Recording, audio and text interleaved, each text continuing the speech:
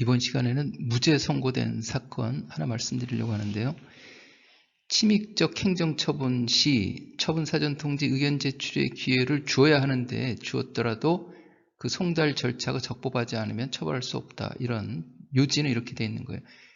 침익적 행정처분이라는 것은 그 당사자의 권리를 제한하거나 의무를 부과하는 그러한 처분이 되겠죠. 뭐 하세요 해가지고 명령하는 거 예를 들면은 우리가 소방이라든지 폐기물, 산지 이런 데서 복구명령, 조치명령, 시정명령, 뭐 이행명령 뭐 이런 것들이 있겠죠.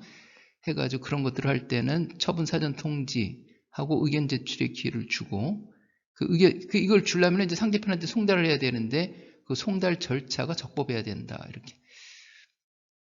요거 좀 다른 얘기지만은 행정 업무 하시는 분들 중에 행정처분 하시는 그 담당 공무원들 중에 처분사전통지 의견 제출의 기회를 줘야 한다는 그 자체를 알지 못하는 분들도 계시더라고요. 그 행정절차법에 규정이 되어 있죠. 뒤에 나오겠지만 해가지고 그 침익적 행정처분할 때는 처분사전통지 의견 제출의 기회를 줘야 되는데 이거를 생략해버리면 생략하고 행정처분하면 당연히 그것도 위법이 되겠죠. 처벌 못하겠죠. 그것도. 그렇습니다. 보도록 하겠습니다.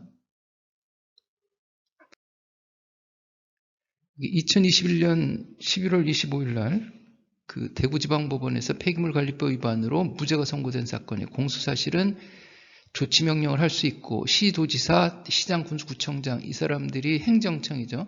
조치명령을 할 수 있고 명령을 받은 당사자는 명령을 이행해야 된다. 따라야 되는데 이렇게 여기 범죄사실은 앞에 명령조항, 금지조항, 의무조항 그 법조문 문구 그대로 쓰고 그럼에도 불구하고 빠졌지만은 그럼에도 불구하고 피고인은 육하원칙으로 이렇게 위반했다는 것을 여기다 기재를 했죠. 이렇게 기소를 했어요. 그래가지고 법원의 판단, 무죄 판단 왜 처벌을 하기 위해서는 조치명령이 적법한 것이라야 한다. 조치명령이 절차적 하자로 인해서 위법한 경우에도 그 폐기물 관리법 위반죄가 성립할 수 없고 그러니까는 조치명령 조치명령이 그 행정절차법 등 그 절차에 대해서 절차를 준수해야 된다. 그렇지 않으면 위법하기 때문에 처벌할 수 없다. 이렇게 되어 있는 거죠. 대법원 판결문을 판례를 소개해 놓게 됐습니다. 자, 이렇게 해가지고 행정청이 침익적, 침해적이라고 봐요. 침해적 행정처분을 하면서 침익적, 이익을 침해하는 것, 해를 주는 것, 이렇게 그 당사자에게 행정 절차 포상의 사전 통지를 하거나 의견 제출을 기회를 주어야 하는데 주지 않았다면은 위법한 거예요. 예외적인 경우가 있긴 합니다. 한번 보도록 하겠습니다. 여기 보면은 행정절차법 21조 보면 처분의 사전 통지, 사전에 통지하는데 의견을 제출할 수 있다는 거, 그리고 제출 기한을 이렇게 열흘 이상 주도록 이렇게 돼 있는 거예요. 근데 이것을 안 해도 되는 그러한 예외적인 규정이 있는데 이것은 사항에 보면, 그 조문 사항에 보면은 법원의 재판 등에서 객관적으로 증명된 경우, 그리고 또 공공의 안전 해가지고 여기에 쭉 봐가지고 이거는 통지 안 해도 되겠네. 그 사전 통지 안 해도 되겠네. 의견 제출의 기회 주지 않아도 되겠네. 이렇게 여기 해당되는 게 있으면 하시면 되겠죠. 그렇지만은 대부분의 행정처분은 여기 해당되는 게 없을 거예요. 그 사전 통지를 해야 될 거예요. 의견 제출의 기회를 줘야 될 거예요. 여기에서 이 사건에 관해서 7급 군수가 공수사실 조치명령을 하면서 피고인에게 사전 통지를 하거나 의견 제출의 기회를 주었음을 인정할 아무런 증거가 없으므로 위법하다. 절차적 하자가 있어서 위법하다. 그래가지고 무죄가 선고됐다는 거죠. 그 행정절차법 그 14조에 의하면은 그 처분사전 통지 의견 제출의 기회를 하는데 주는데 상대편한테 줄 때 할 때는 우편이라든지 송달을 해야 되는데 우편으로 하든지 만나서 직접 만나서 주든지 아니면 정보통신망 이용 등의 방법 이거는 뭐예요? 전자우편 전자우편이라든지 문자메시지 뭐 이런 게 될 수가 있겠죠. 송달 받을 자의 주소, 거소, 영업소 또는 전자우편 주소 이렇게 돼가지고 여기에 보면은 정보통신망을 이용한 송달은 송달 받을 자가 동의하는 경우에만 할 수 있는 거예요. 이게 동의하는 경우에 우편 교부 이런 것들은 동의하지 않더라도 이렇게 우편으로 보내고 이런 것들은 동의하지 않더라도 하는데 여기 전자통신망을 이용한 송달은 동의를 하는 경우에만 하도록 되어 있죠. 이 경우 송달받을 자는 송달받을 전저우편 주소 등을 지정해야 한다. 이렇게 되어 있습니다. 동의하는 경우에만 이렇게.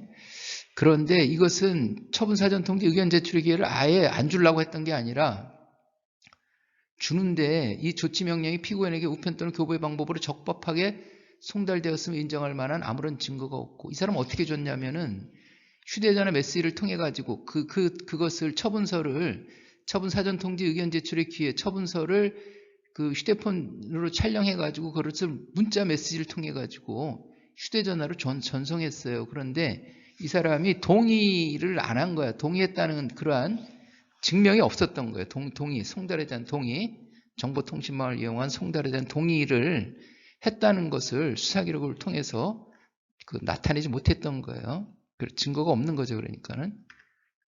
따라서 이 사건 조치명령은 적법하게 송달되지 아니하여 위법하다. 이렇게 되어 있습니다. 그래가지고 처벌할 수 없다. 하기는 했는데 그 송달 수단이 잘못돼가지고 절차가 잘못돼가지고 위법하기 때문에 그것이 무죄가 선고된 이런 사건이 됐습니다. 그래가지고 그렇다면 이 사건 공소사실은 범죄의 증명이 없는 경우에 해당하므로 이렇게 무죄를 선고하기로 주문같이 판결한다. 그래서 이번 시간에는 그 침해적 행정처분, 그 권리를 제한하고 의무를 부과하는 무슨 명령 같은 거, 이런 것들을, 이런 행정처분을 할 경우에는 그 상대편한테 처분사전통지 의견 제출의 기회를 반드시 줘라. 그러면서 그렇게 주는 데 있어가지고는 송달의 절차도 행정절차법에 규정되어 있는 대로 잘 따라야 된다. 그렇지 않으면은 범죄 증명이 없는 경우에 해당돼가지고 무죄가 선고된다. 이렇게 그러한 내용을 살펴봤습니다. 자, 그럼 이만 마치겠습니다. 수고하셨습니다. 감사합니다.